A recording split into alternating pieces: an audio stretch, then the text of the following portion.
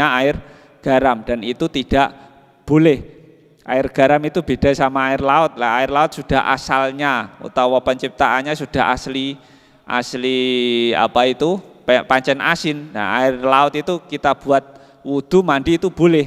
Tapi kalau kita campur sendiri, air tawar dicampur dengan air garam, jadi air asin air garam gini, itu tidak boleh kita buat untuk berwudu. Jadi dibedakan air asli laut yang sudah asli asin itu tidak apa-apa, malah dianjurkan apik.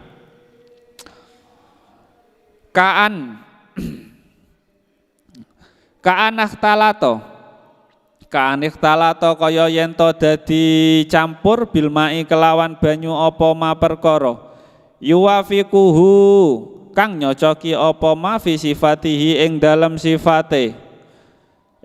sifate mak kama ilwardi kaya banyu kembang mawar al mungkoti irraihati kang dadi pegot ambune wal ma'ulan kaya banyu al mustamalu kang wis den enggo. Nah, seperti halnya air yang tercampur dengan bunga mawar, terus warnanya berubah jadi merah sehingga bau asli dari air mutlak yang baunya bau tawar itu hilang, berubah menjadi bau air mawar, itu nanti airnya termasuk air mutaghayyir. Nah, mutaghayyir itu adalah air yang suci tapi tidak bisa mensucikan, tidak bisa nanti kita buat wudu. Dan juga air yang sudah digunakan. Fa ilam yamna mongko lamun ora nyegah apa itlaqus milma'i mutlake arane banyu alaihi ing atase mak biangkana gambare kelawan yen to ana apa mutaghyiruhu oleh dadi owahe mak bitohiri kelawan perkara kang suci iku yasiron kang kidik au bima utawa kelawan perkara yuwafiku kang nojoki apa ma almaa ing banyu fi sifatihi ing dalam sifate mak wa qadara lan halih den kira-kiraake wa kutira lan halih den kira-kiraake apa mukhalituhu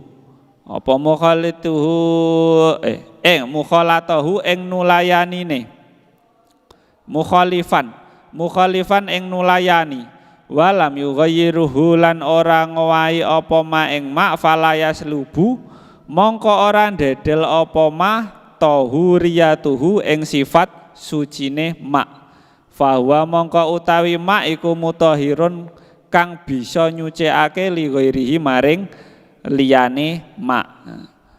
Jadi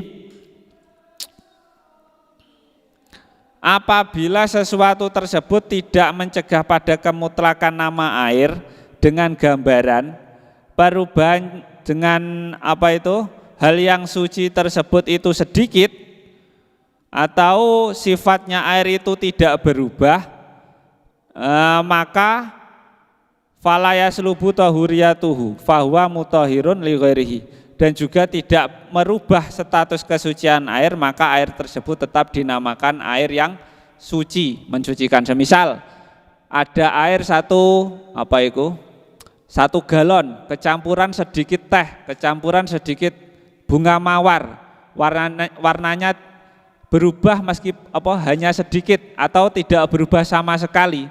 Nah itu nanti tetap bisa kita buat untuk wudu. Karena berubahnya itu cuma sedikit atau bahkan tidak berubah sama sekali.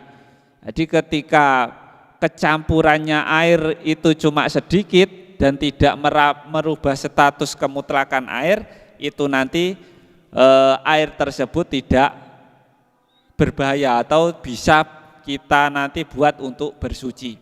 Semisal air galon cuma kecampuran sedikit atau cuma terperciki air bubuk kopi sedikit, nah itu tidak masalah. Nanti kita pakai untuk wudhu itu tidak masalah karena campurnya itu cuma sedikit, bahkan kemutlakan air itu masih bisa disebut air mutlak. Tapi kalau sak gelas kopinya sak sendok, lah itu nanti sudah tidak bisa kita buat untuk melakukan bersuci karena sudah berubah semuanya. Tapi kalau berubahnya cuma sedikit tidak apa-apa.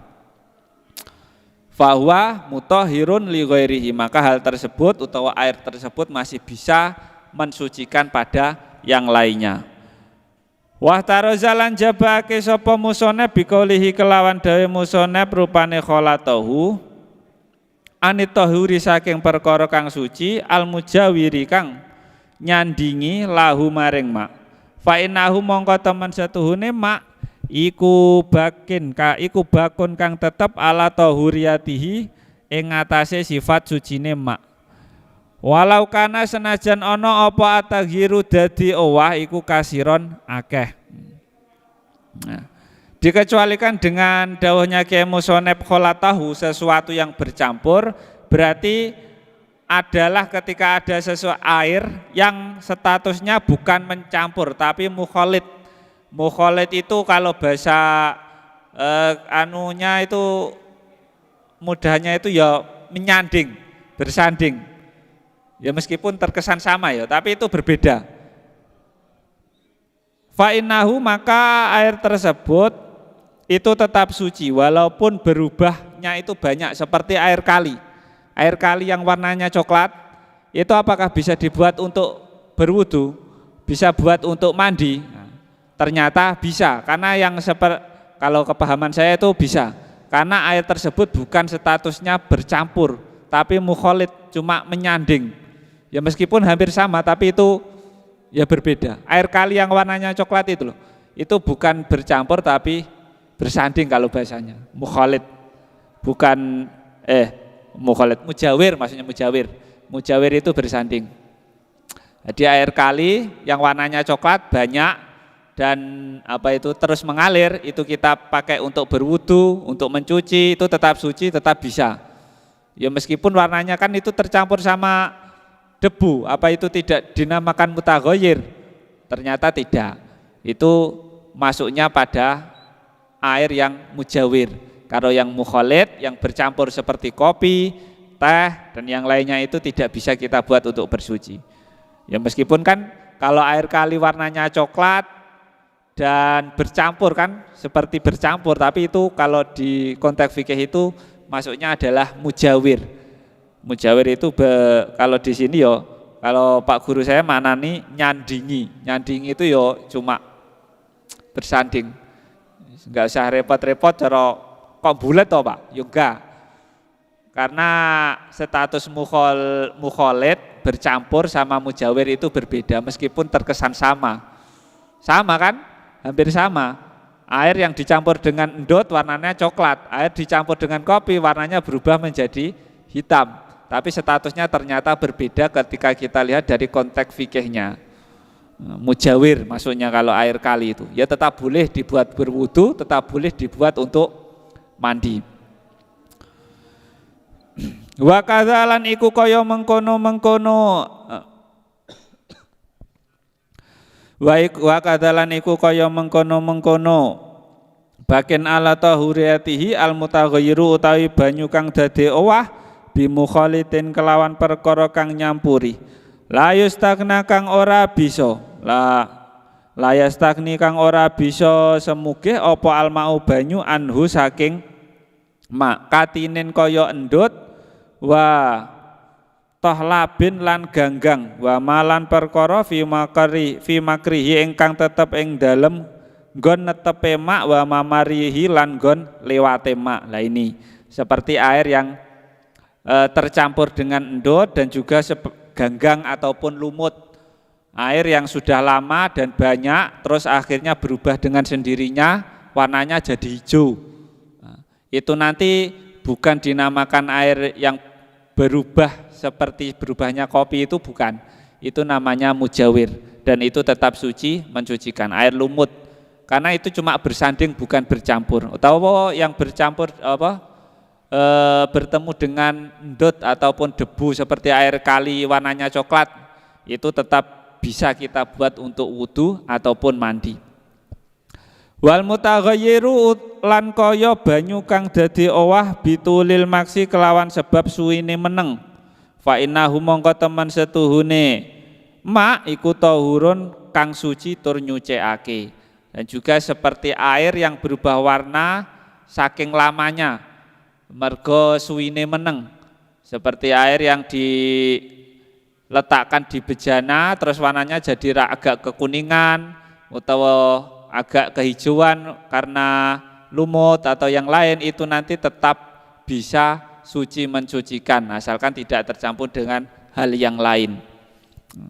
Tapi kalau berubahnya itu sebab tercampur seperti tercampurnya kopi, itu namanya mughayyir dan masuknya status mukhalid. Kalau mujawir seperti endut, seperti air kali itu tidak masalah.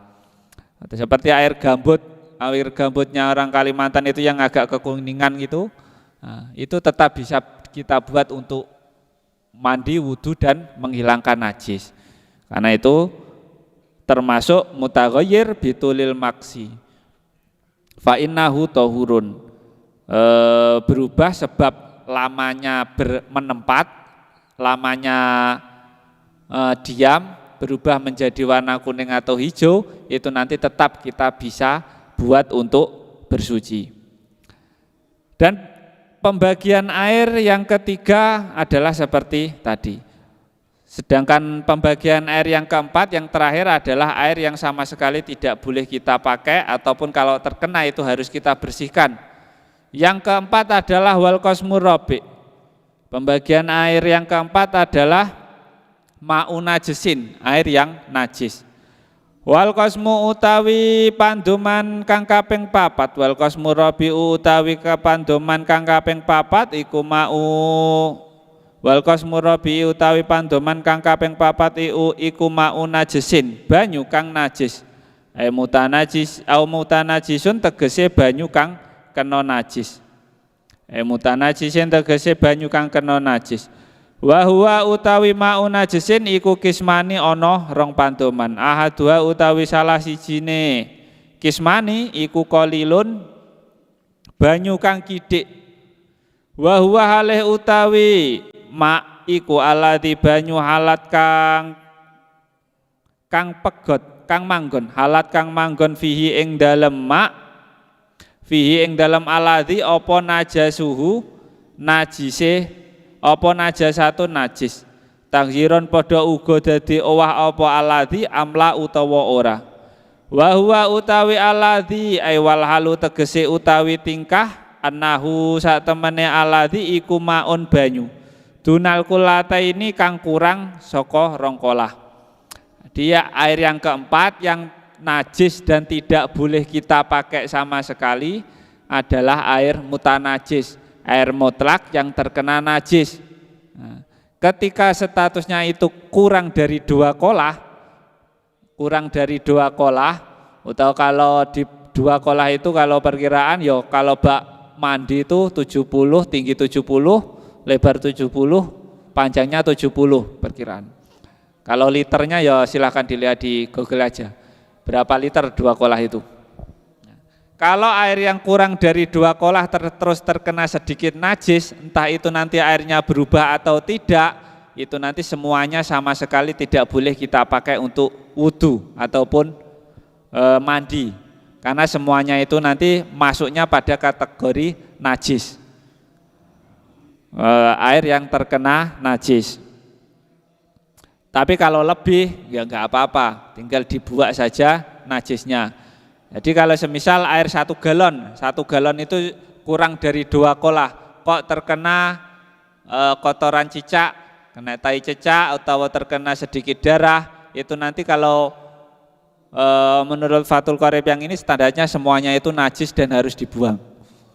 Tapi kalau ya enggak dibuang, nanti ada caranya gimana mencucikan. Kalau sepahaman saya, semisal air galon kok terkena cecak, dibuat kotoran cecak, nah itu kotorannya dibuang dulu. Terus cara mencucikannya adalah dialirkan atau diemberi, dipenuhi sampai meluap. Nah, itu nanti ketika sudah meluap itu nanti bisa kita pakai. Itu cara yang saya tahu. Jadi kalau dibuang seluruhnya akan mubadir. Mubadir pun kalau dilihat dari agama ya enggak boleh. Jadi kalau air yang sedikit gini terkena sedikit cecak, tai cecak semisal. Kalau dibuang seluruhnya mubadir. Tapi kalau dipakai ya najis, karena semuanya najis.